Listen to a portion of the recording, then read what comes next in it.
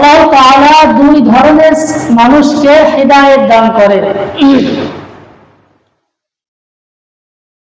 যে আল্লাহ তাআলার কাছে আল্লাহ তাআলা যাকে পছন্দ করে তাকে আল্লাহ তাআলা হিদায়াত দান করেন।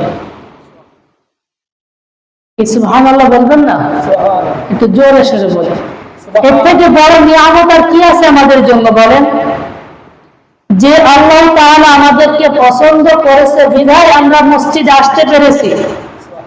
বলেন তো আমরা কয়জন ব্যক্তি আল্লাহ তাআলার দরবারে দোয়া করেছি, আল্লাহ তুমি আমাদেরকে হিদায়াত দান করো?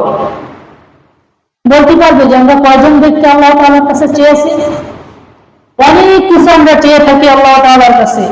যখন আমরা বিপদে পড়ি তখন আল্লাহ তাআলার দরবারে দোয়া করি, আল্লাহ আমাদের বিপদ থেকে উদ্ধার করো। কিন্তু আমরা